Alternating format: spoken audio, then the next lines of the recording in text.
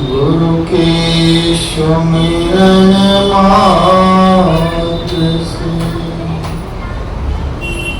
नाशत विघ्न अनंत।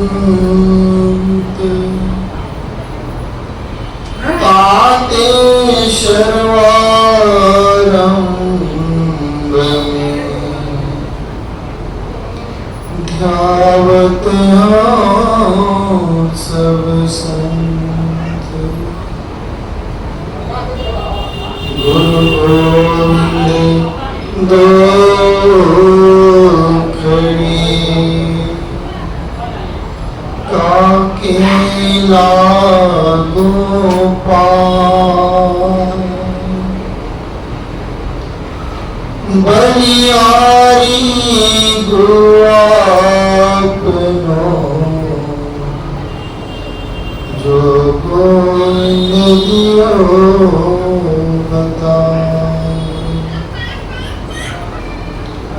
एक घड़ी आदि घड़ी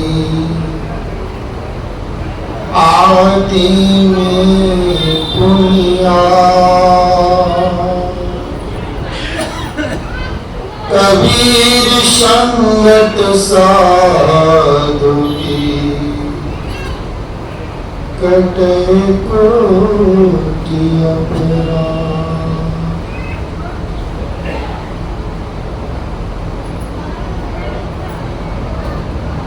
इस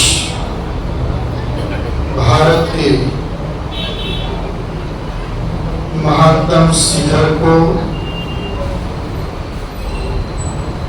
अपने शब्दों की आवाज से आगाज करने वाले आदि संदेशी संत सम्राट श्री गुरु कबीर साहब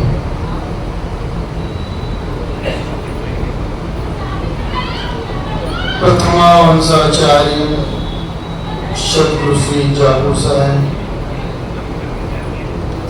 इस मठ के पिता ईश्वर अर्चनी वंदनीय गुरुदेव जी, मेरे बोधदाता गुरुदेव जी, मंच पर आसीन विविध आश्रमों से पधारे हुए पूजनीय संत जन, महंत जन, बड़े श्रद्धा, प्रेम और विश्वास से संतों के वचनों को रसपान करने वाले रसिक भक्तजन, माताएं, बहनें एवं देश के भविष्य छोटे छोटे बालक भी, सद्गुरु की महान कृपा से इस आश्रम की पावन धरा धाम में सत्संग की अविरल धारा प्रवाह हो रहा है। जिस अविरल समागम में जो भक्तजन तल से आए हैं और जो उनसे भी पूर्ववत आए हैं, सभी को समय अनुसार अनेक अनेक विद्वानों की विद्वता का सुनने का अवसर प्राप्त हो रहा है।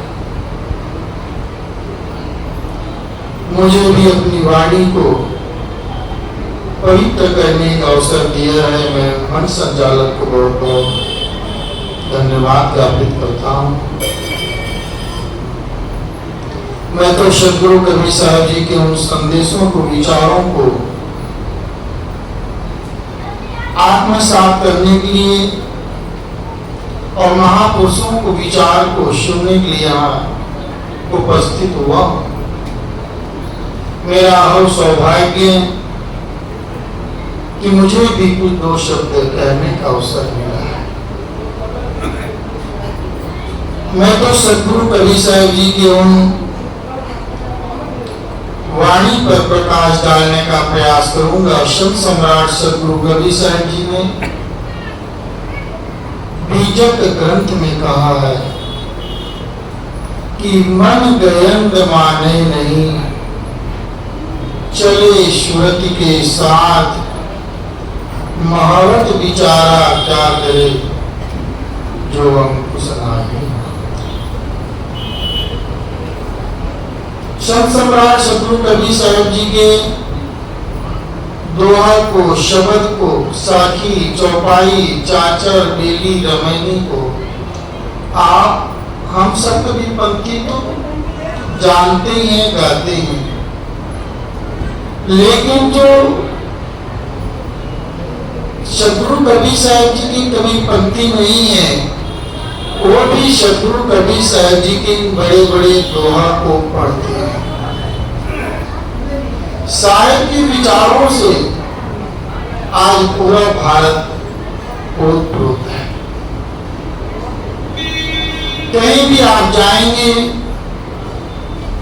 गुरु परंपरा की बात होती है तो आपको अगर कोई पूछ दे कि आप कहां से आए, आपका आचार्य, आपका गुरु कौन है, तो आप अगर अपना मनोग्राम बता देते हैं कि मैं आदि संदेशी सतगुरु कबीर साहब से जुड़ा हुआ,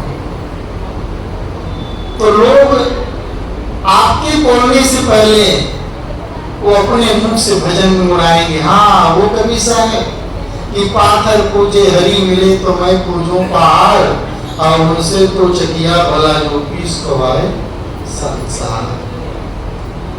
सतगुरु कबीर साहब जी के विचार हर घट घट में एक रक्त की प्रवाह की भांति बह रहा है।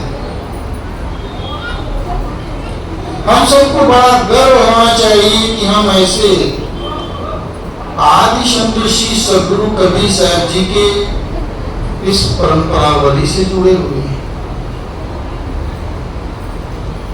लेकिन कभी कभी कहने में खेद होता है, हम सब ऐसे महान विभूति, प्रखंड विद्वान, जो बिना आडंबर के, जो हिंदू मुस्लिम से, जो जाति पात से, कुर्तियों से लड़ करके हम सबको एक आदर्शवादी मानव बनाने की चेष्टा की। सतगुरु कबीर साहब ने हम सबको इस जीवन में जीते जी मुक्त होने की बात सिखाई। हम सबको कैसे आपने आप में स्थिर होना है, कैसे हमें संसार के दुर्व्यसन से, कैसे हमें संसार के उस पाखंडों से दूर रहना है, इस पर साहब ने अपना सारा जीवन चिंतन मनन देकर के हम सबके कल्याण के लिए सतगुरु कबीर साहब जी ने सारा जीवन पर्यंत उपदेश देते रहे। लेकिन हम सब कभी कभी सतगुरु कबीर साहब जी के इन विचारों को भूल करके हम न जाने क्या क्या अपने दिल दिमाग में गड़बड़ाते रहते हैं। आपने हमारे सभी पूर्ववत क्रांतिकारी संतों के विचार सुन रहे हैं, सुनते चले आ रहे हैं। सभी संत हम सबको इतना ही समझा रहे हैं कि हमें अपने आप को पहले सुधारना है। इसी पर संत सम्राट सतगुरु कबीर साहब जी कहते हैं कि मन कयंत माने नहीं। ये जो आपका हमारा ये मन है ना, ये बड़ा चंचल है। ये मन न जाने कहां कहां भटक रहा है। इतने क्रांतिकारी विचारों को सुन करके भी हमको ठोकर नहीं लग रहा। यहाँ सुन करके उठ करके जाते हैं और हम फिर उन्हीं मन की भावनाओं में बह जाते हैं। इसलिए मैं भी आप सबसे निवेदन करने आया हूं कि आज से हम सब अपने इस मन को समझाने का प्रयास करें। हम सब अपने मन को कंट्रोल नहीं करते हैं। यहाँ बैठे हैं, मन थोड़ा कहा कि चलो उठ करके टहलने लग जाए।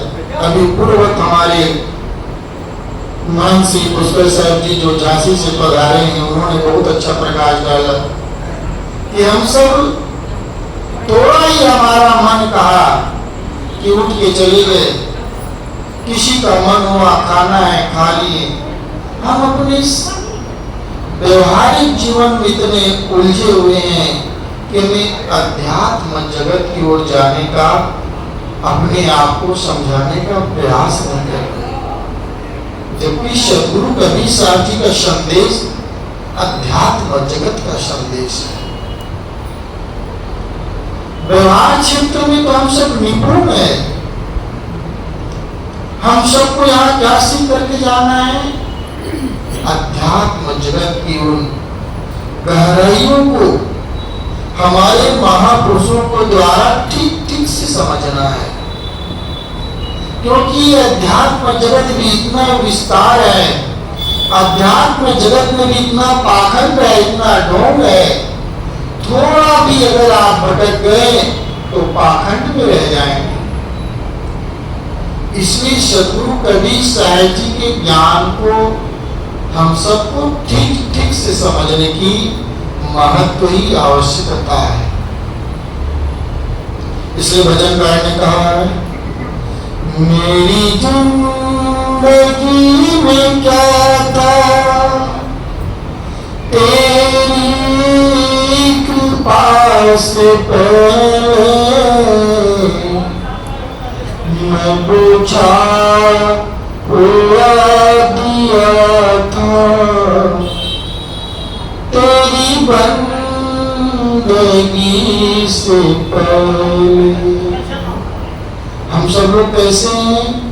हम सब एक बुझे हुए दिए हैं, लेकिन जब हम अपने महापुरुषों की बंदगी करेंगे, उनके अलौकिक विचारों को सुनेंगे, तो हमारा भी ये जीवन अलौकिक हो जाएगा।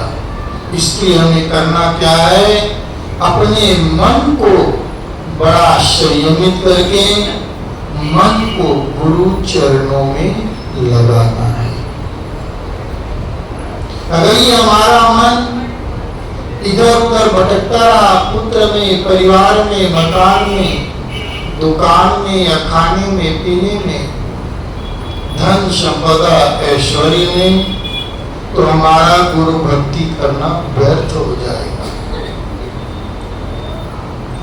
आप व्यवहारिक कार्य भी करिए, व्यवहारिक कार्य को समेट करके जो हमारे गुरुजन इस जीवन के लिए अमूल्य बातें बता रहे हैं कि जीवन में, मनुष्य जीवन में आकर के हमें अपने जीव का उद्धार करना है। क्यों? क्योंकि न जाने हम कितने बार कितने शरीर प्राप्त करके पुनरपि जननम पुनरपि मरणम उसी को बार बार बार बार दोहरा रहे हैं। आज बड़े लोग शौक से कहते हैं कि साहब मुझे इतना ही आशीर्वाद दीजिए कि मेरा पुत्र, परिवार, मकान दुकान सब ठीक ठाक रहे और मैं आप लोग की भक्ति करूं तो मुझे और अच्छा मनुष्य का जीवन मिले। ऐसा भावना क्यों रखते हैं कि आपको बार बार मनुष्य का जीवन मिले? क्या मनुष्य के जीवन में ज्यादा ही सुख है? नहीं।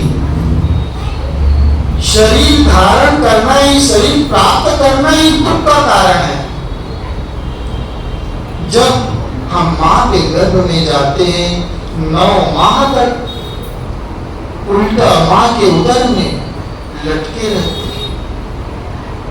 मां के गर्भ से बाहर आया कितना असहनीय पीड़ा को झेलते हुए गर्भगृह से बाहर आया। संसार के धूप छाव ठंडी गर्मी में शरीर व्याकुल होता रहा और बचपन में आए तो बचपन में यही लालसा रहा कि माँ बाप ने हमारे अंदर एक चाबी भर दी कि बेटा पढ़ लिख लो तो नौकरी मिल जाएगी, जीवन सुधर जाएगा। माँ बाप ने हमारे अंदर नौकरी पाने की चाहत भर दी और हम अपना अमूल्य जीवन व्यवहारिक पढ़ाई लिखाई में बिता दिए। ये नौकरी की चाहत ने, धन की चाहत ने हमारी सुंदर बाल्य अवस्था को, जवानी अवस्था को निगल गया।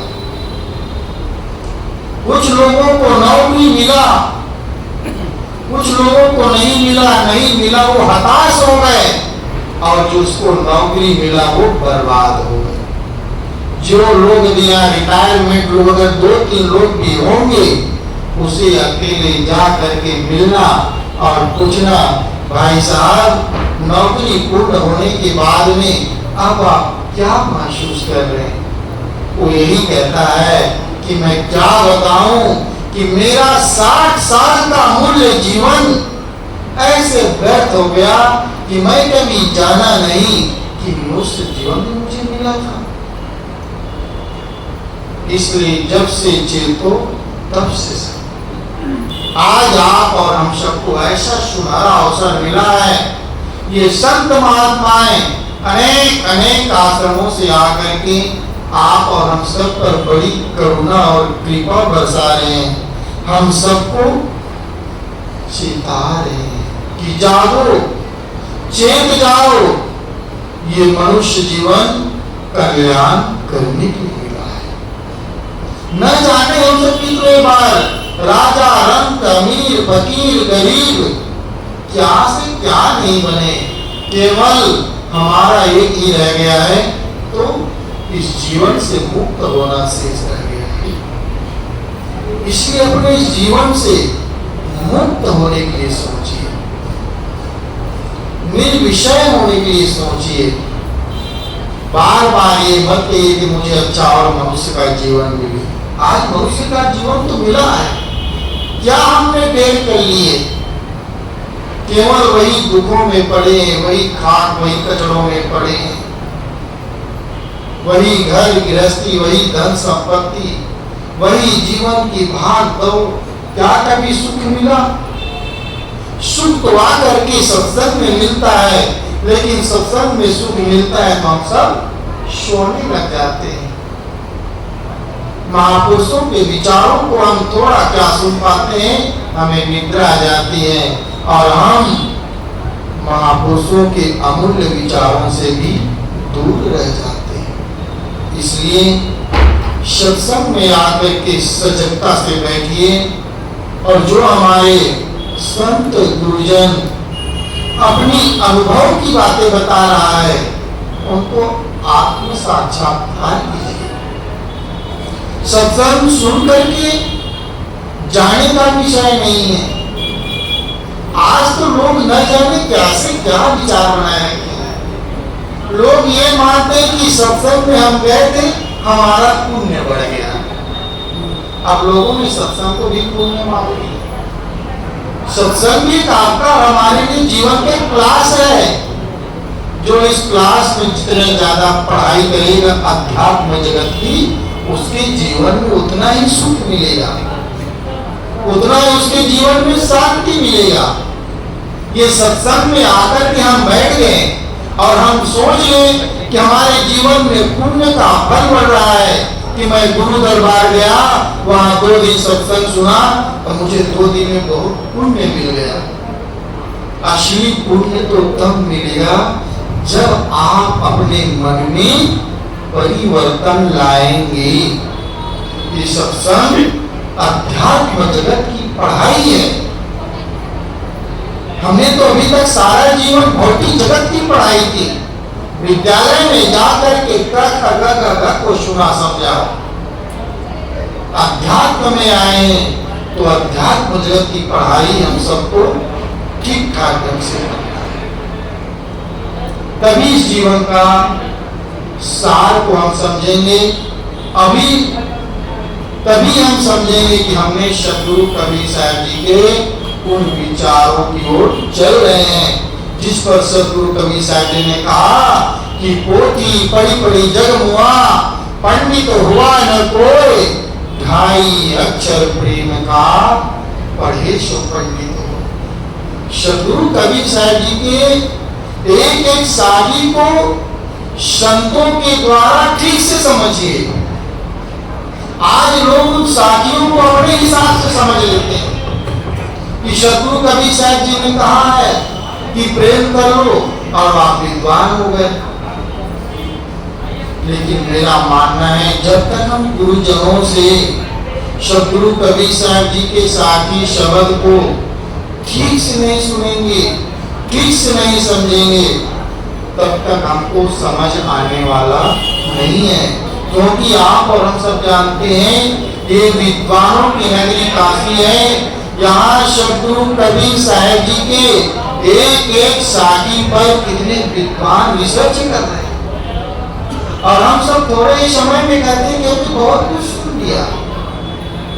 इसलिए मैं आप सबसे निवेदन करने आया हूँ कि हम सब भी संत महापुरुषों के विचारों को बड़ा ध्यान लगा करके सुने कि किस साथी को किस महापुरुष किस भाव से कहें, तभी हम सबको समझ आएगा।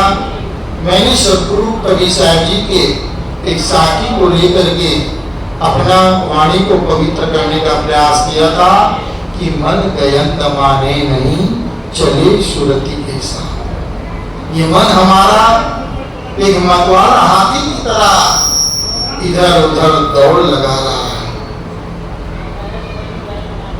इसको हमको अंकुश लगा करके रखना है, तभी हम सतगुरु की भक्ति को समझ पाएंगे और हम सत्संग में आकर के अपनी सार्थकता को समझ पाएंगे। मेरा समय यहीं पर पूर्ण होता है। मैं इस धर्म मंच पर उपस्थित सभी संत महापुरुषों के चरणों में त्योहार सहायक बंदगी करता हूँ। श्रोता बिंद के लिए शुभकामना और आभार प्रकट करता हूँ कि आप सब जैसी लागी ओर की तैसे निभय छोड़ कौड़ी कौड़ी जोड़ के पूंजी लक्ष्य करो। धीरे धीरे आप सत्संग में लगे रहेंगे, संतों के विचार से अपना मन को पवित्र करेंगे, अपने विचार को पवित्र करेंगे। निश्चित ही आपकी भक्ति एक परिपक्व भक्ति होगी, परिपक्व फल होगा और एक दिन आप भी गुरु संतों के वाणी को सुन करके आत्मा का कल्याण करेंगे। जिस आत्मा का संदेश आदि संदेशी सतगुरु कबीर साहब ने दिया है। इतना कह करके मैं अपनी वाणी को विराम देता हूँ।